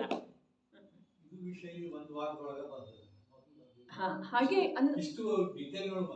ನೋಡ್ರಿ ಅಣ್ಣ, ಮಾತು ಹೀಗಿರ್ತವೆ. ನಾವು ಮುಂದೆ ಹೋದ ಹಾಗೇನು ವಿಷಯ ಸೂಕ್ಷ್ಮ ಆಗೋದ್ರಿ. ಇದು ನಿರ್ಜರೆಯ ಮಾತು ಇದೆ ಅಂದಮೇಲೆ ಸಮ್ಯಕ್ ದರ್ಶನ ಆಗೋಕ್ಕಿಂತ ಮೊದಲು ಕೂಡ ನಿರ್ಜರೆ ಆಗ್ತಿದೆ ಏನಿಲ್ರಿ? ಅರೆ ಆಗಮದೊಳಗೆ ಹೇಳಿದ್ರಲ್ಲ, ಸಮ್ಯಕ್ ದರ್ಶನ ಇಲ್ಲದ ನಿರ್ಜರ ಆಗೋದನ್ನೇ ಇಲ್ಲ. ಕರ್ಮ ಹೊರಟು ಹೋಗ್ತಿದೆ, ಅದಕ್ಕೆ ನಿರ್ಜರೆ ಅನ್ನೋದನ್ನೇ ಇಲ್ಲ. ಅದು ಸತ್ಯ ಇದೆ ರೀ. ಆದ್ರೆ ಸಮ್ಯಕ್ ದರ್ಶನದ ಸಲುವಾಗಿ ಯಾವ ಅಂತರ್ಮುಖ ಪುರುಷಾರ್ಥ ಇವನದ ನಡೀತಾ ಇರ್ತಿದೆಯಲ್ಲ, ಅದು ಅಂತರ್ಮುಹೂರ್ತ ಕಾಲ ಇರಲಿ, 6 ತಿಂಗಳ ಕಾಲ ಇರಲಿ, 6 ಭವಗಳ ಕಾಲ ಇರಲಿ, ಆ ಸಮಯದಲ್ಲಿ ಕೂಡ ಅವನದ ವಿಶೇಷ ಅರ್ಥಾತ್ ತಾನಾಗೆ ಸ್ಥಿತಿ ಪೂರ್ಣ ಮಾಡಿ ಹೊರಟು ಹೋಗುವಂಥ ಕರ್ಮಗಳೆಲ್ಲ ಇವ ಅಲ್ಲಿ ನಿರ್ಜರೆ ಮಾಡ್ತಾ ಇದ್ದಾನೆ. ಯಾವ ಪ್ರಕಾರ ಮೋಕ್ಷದ ಪ್ರಾಪ್ತಿಯ ಸಲುವಾಗಿ ನಿರ್ಜರೆ ಅವಶ್ಯಕ ಇದೆಯೋ ಅದೇ ಪ್ರಕಾರ ಸಮ್ಯಕ್ ದರ್ಶನದ ಪ್ರಾಪ್ತಿಯ ಸಲುವಾಗಿ ಕೂಡ ನಿರ್ಜರೆಯ ಅವಶ್ಯಕತೆ ಇದೆ. ಅದು ಯಾವ ಪ್ರಕಾರದ ಯಾವ ರೀತಿಯಿಂದ ಅದನ್ನು ತಾವು ವಿಚಾರ ಮಾಡೋದು. ಅಂದುಕೊಳ್ಳೆ ಓದಬೇಕು. ಆದರೆ ಒಂದು ವಿಶೇಷತೆ ಏನೆಂದರೆ ಪರ್ಯಾಯ ಮಾತ್ರದ ಅವಧಾರಣೆ ಮಾಡಿದ ಮೇಲೆ ವಿಕಲ್ಪವು ಉತ್ಪನ್ನವಾಗುತ್ತದೆ, ಅನುಭವವು ನಿರ್ವಿಕಲ್ಪವಿರುತ್ತದೆ. ಆದ್ದರಿಂದ ವಸ್ತು ನೋಡ್ರಿ, ವಿಶೇಷತೆ ಏನೆಂದರೆ ಪರ್ಯಾಯ ಮಾತ್ರದ ಅವಧಾರಣೆ ಮಾಡಿದ ಮೇಲೆ ವಿಕಲ್ಪವು ಉತ್ಪನ್ನವಾಗುತ್ತದೆ. ಮುಗಿತಲ್ಲಿ ಅದು ಪೂರ್ಣ ವಿರಾಮ ಇದೆ ರೀ. ನಾವು ಪೂರ್ಣ ವಿರಾಮ, ಅಲ್ಪ ವಿರಾಮ, ಅರ್ಧ ವಿರಾಮದ ಮಧ್ಯದೊಳಗೆ ಯಾವ ರೀತಿ ಕೊನೆಯ ಶಬ್ದ ಬಾಯಿಂದ ಹೊರಗೆ ಹಾಕಬೇಕು ಅವು ನಮಗಿರ್ಬೇಕ್ರಿ ಜ್ಞಾನ. ವಿಕಲ್ಪವು ಉತ್ಪನ್ನವಾಗುತ್ತದೆ, ಮುಗಿತು. ಮುಂದೆ ಹೇಳ್ತಾ ಇರೋದು ಅಲ್ಪ ವಿರಾಮ ಇದೆ. ಅನುಭವವು ಏನಿದೆ? ಅನುಭವವು ನಿರ್ವಿಕಲ್ಪವಿರುತ್ತದೆ. ಆದುದರಿಂದ ಅದು ಅಲ್ಲಿ ಹೋಗ್ಬೇಕ್ರಿ. ಮತ್ತು ಮುಂದಿನ ವಿಷಯಕ್ಕೆ ಲಂಘಿಸುವ ಹಾಗೆ ಶಬ್ದ ಪ್ರಯೋಗ ಇರಬೇಕು. ಇದಿಲ್ಲಿ ನಿಂತು ಮುಗೀತು ಅನ್ನುವ ಹಾಗೆ ಕೊನೆಯ ಶಬ್ದ ಪ್ರಯೋಗ ಇರಬೇಕು. ಓದು ಪದ್ಧತಿ ರೀ ಇವೆಲ್ಲ. ಹೇಗೆ ಬರೆದಿದೆಯಲ್ಲ ಹಾಗೆ ಓದಬೇಕಾಗ್ತಿದೆ. ಅನುಭವವು ನಿರ್ವಿಕಲ್ಪವಿರುತ್ತದೆ. ಆದ್ದರಿಂದ ವಸ್ತು ಮಾತ್ರವನ್ನು ಅನುಭವಿಸಿದರೆ ಸಮಸ್ತ ಪರ್ಯಾಯಗಳು ಕೂಡ ಜ್ಞಾನ ಮಾತ್ರವಿವೆ. ಆಯ್ತನಿಲ್ರಿ, ಅಲ್ಲಿ ಅಲ್ಪ ವಿರಾಮ ಬಂತು. ಅನುಭವವು ನಿರ್ವಿಕಲ್ಪವಿರುತ್ತದೆ. ಆದುದರಿಂದ ಯಾವುದರಿಂದ ಅದು ನಿರ್ವಿಕಲ್ಪ ಇರ್ತಿದೆ. ಆದುದರಿಂದ ಅಲ್ಲ, ಅಲ್ಲಿ ಹಿಂದಿನ ವಾಕ್ಯ ಬಿಟ್ಟಿದಾರಲ್ಲ, ಆದುದರಿಂದ ಕೂಡ ಅಲ್ಲಿ ಏನು ಹೇಳಿದರು? ವಿಕಲ್ಪವು ಉತ್ಪನ್ನವಾಗ್ತಿದೆ, ಅನುಭವವು ನಿರ್ವಿಕಲ್ಪವಿರುತ್ತದೆ. ಆ ವಿಕಲ್ಪವನ್ನು ನಾಶ ಮಾಡಬೇಕಾದ್ರೆ ಇದು ಅನುಭವನ ಮಾಡಬೇಕಾಗುತ್ತೆ. ಅದು ಇದರ ಜೊತೆಗೆ ಬಂತ್ರಿ ವಿಷಯ ಯಾವುದ? ಅದೇನು ವಿಕಲ್ಪ ಇದೆಯಲ್ಲ, ಆ ವಿಕಲ್ಪನಿಂದ ಹೊರಟು ಹೋಗಬೇಕಾಯ್ತು ಅಂತಂದ್ರೆ ಅನುಭವನ ನಿರ್ವಿಕಲ್ಪ ಇರ್ತಿದೆ. ಅದಕ್ಕೆ ಅನುಭವ ಏನು ಮಾಡಬೇಕು? ಅನುಭವ ಮಾಡಿ ಆ ವಿಕಲ್ಪವನ್ನು, ಪರ್ಯಾಯ ಭೇದದ ವಿಕಲ್ಪವನ್ನು ಬಿಟ್ಟುಕೊಡ್ಬೇಕು. ಅರ್ಥಾತ್ ಅದು ತಾನಾಗೇನ ಬಿಟ್ಟು ಹೋಗ್ತಿದೆ. ಅದು ಅನುಭವವು ನಿರ್ವಿಕಲ್ಪವಿರುತ್ತದೆ. ಆದ್ದರಿಂದ ವಸ್ತು ಮಾತ್ರವನ್ನು ಅನುಭವಿಸಿದರೆ ಸಮಸ್ತ ಪರ್ಯಾಯಗಳು ಕೂಡ ಜ್ಞಾನ ಮಾತ್ರವಿವೆ. ಆದುದರಿಂದ ಜ್ಞಾನ ಮಾತ್ರದ ಅನುಭವವು ಯೋಗ್ಯವಿದೆ. ನೋಡ್ರಿ, ಬಹಳ ಸುಂದರ ಕಥನ್ರಿ. ಎಲ್ಲಿಂದ ಯಾವ ರೀತಿ ಲಿಂಕ್? ಆದುದರಿಂದ 2 ಸಲ ಹೇಳಿದ್ರಲ್ಲ. ಅಲ್ಪ ವಿರಾಮ ವಿರುವೆಳೆದೊಳಗೂ ಕೂಡ ಆದುದರಿಂದ 2 ಸಲ ಹೇಳಿದರು. ಒಂದ ಅನುಭವವು ನಿರ್ವಿಕಲ್ಪವಿರುತ್ತದೆ, ವಾಕ್ಯ ಪೂರ್ಣ ಮಾಡಲಿಲ್ಲ. ಅದರ ಸಲುವಾಗಿ ವಿಕಲ್ಪಗಳು ಹೊರಟು ಹೋಗ್ಬೇಕಾದ್ರೆ ನೀ ಮತ್ತೆ ಅನುಭವ ಮಾಡಬೇಕಾಗೋದು. ಈ ಪ್ರಕಾರ ವಿಕಲ್ಪದ ನಾಶದ ಮಾತನ್ನು ಹೇಳಿದರು, ನಿರ್ವಿಕಲ್ಪ ಸುಖದ ಪ್ರಾಪ್ತಿಯ ಮಾತನ್ನು ಹೇಳಿದರು, ಕರ್ಮ ನಿರ್ಜರೆಯ ಮಾತನ್ನು ಹೇಳಿದರು, ಅಚ್ಛಾದ ಭಾವ ಹೇಳಿದರು.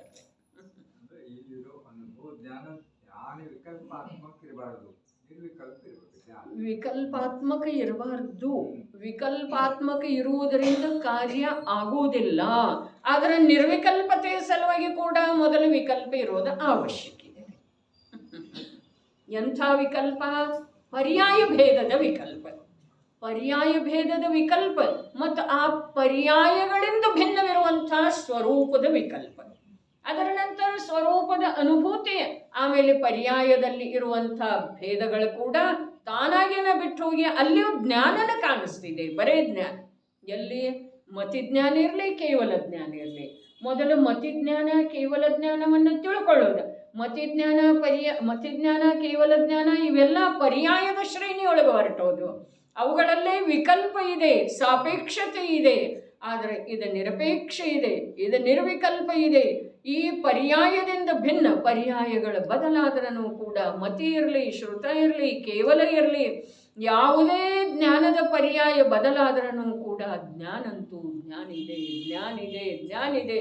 ಓಹೋ, ಯಾವುದ ಅಭೇದ, ಯಾವುದ ನಿರ್ವಿಕಲ್ಪ, ಯಾವುದ ನಿರ್ಭೇದ ಇದೆಯೋ ಆ ಜ್ಞಾನವೇ ನಾನಿದ್ದೇನೆ ಅಂಥೇಳಿ ವಿಕಲ್ಪ ಇಲ್ಲದನ ಆ ಜ್ಞಾನದ ಕಡೆಗೆ, ಜ್ಞಾನದ ಪರಿಣಾಮನ ಯಾವಾಗ ಆಗ್ತಿದೆಯೋ ಆವಾಗ ಆ ಪರ್ಯಾಯವನ್ನು ತಿಳಿದಿರುವ ವಿಕಲ್ಪದ್ದು ಸಾರ್ಥಕತೆ ಆಯಿತು.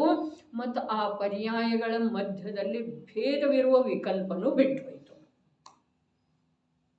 ಮತಿಜ್ಞಾನ, ಶ್ರುತಜ್ಞಾನ, ಅವಧಿ, ಮನಃ ಪರ್ಯಾಯ, ಕೇವಲ ಜ್ಞಾನ ಅನ್ನುವಂಥ ಭೇದದ ಮೂಲಕ ತಿಳಿದ ಮೊದಲ ಅವ ಸಾಪೇಕ್ಷ ಇದ್ದಾವೆ ಅಂಥೇಳಿ ತಿಳಿದ, ಅವು ಯಾವಾಗಲೂ ಇರುವುದಿಲ್ಲ ಅನ್ನೋದನ್ನು ತಿಳಿದ. ಹಾಗಾದರೆ ಯಾವಾಗಲೂ ಇರುವಂಥ ಯಾವ ಸ್ವರೂಪ ಇದೆಯೋ ಅದರ ಕಡೆಗೆ ಹೋದ. ಅದರ ಕಡೆಗೆ ಹೋಗಿ ಅದರ ಅನುಭೂತಿ ಆದ ನಂತರ ಇದು ಬಿಟ್ಟು ಹೋಗುವಂಥ ಪರ್ಯಾಯದೊಳಗಿನ ಭೇದ ಅವನ ದೃಷ್ಟಿಯೊಳಗೆ ಉಳಿದೈತೆ. ಆ ಪರ್ಯಾಯನೂ ಏನಾಯಿತು? ಜ್ಞಾನನ ಆಯ್ತ್ರಿ, ಬರೇ ಜ್ಞಾನನಾಗಿ ಕಾಣಿಸ್ತಾ ಇದೆ. ಅರೆ, ಕೇವಲ ಜ್ಞಾನದಿಂದ ಕೂಡ ಆತ್ಮ ಮತ್ತು ಅನ್ಯ ಪದಾರ್ಥಗಳನ್ನು ಹೇಗಿದಾವೆಯೋ ಹಾಗೆ ಅವರು ತಿಳಿತಾ ಇದ್ದಾರೆ. ಮತ್ತು ಇಲ್ಲಿ ಅನುಭೂತಿ ಸಂಪನ್ನ ಮತಿಶ್ರುತ ಜ್ಞಾನಧಾರಿ ಕೂಡ ಸ್ವ ಮತ್ತು ಪರ ಪದಾರ್ಥಗಳನ್ನು ಹೇಗಿದಾವೆಯೋ ಹಾಗೆ ತಿಳಿತಾ ಇದ್ದಾರೆ. ತಿಳಿತೇನ್ರಿ? ಮೊದಲ ಪರ್ಯಾಯದಿಂದ ಭಿನ್ನವಿರುವಂಥ ದ್ರವ್ಯದ ಸ್ವರೂಪ, ಪರ್ಯಾಯದೊಳಗೆ ಭೇದ ಇದೆ, ದ್ರವ್ಯದೊಳಗೆ ಭೇದ ಇಲ್ಲ. ಈ ಪ್ರಕಾರ ವಿಕಲ್ಪ. ನಂತರ ಆತ್ಮನ ಅನುಭೂತಿ ಅಥವಾ ಜ್ಞಾನ ಮಾತ್ರದ ಅನುಭೂತಿ ಆದ ನಂತರ ಆ ಪರ್ಯಾಯದಿಂದ ಭಿನ್ನವಿರುವಂಥ ಆತ್ಮ ನಾನಿದ್ದೇನೆ ಅನ್ನೋ ವಿಕಲ್ಪನೂ ಉಳಿಲಿಲ್ಲ. ಈ ಮತಿಜ್ಞಾನ ಮತ್ತು ಕೇವಲ ಜ್ಞಾನಗಳು ಬೇರೆ ಬೇರೆ ಇದ್ದಾವೆ ಅನ್ನೋ ವಿಕಲ್ಪ ಕೂಡ ಉಳಿಲಿಲ್ಲ.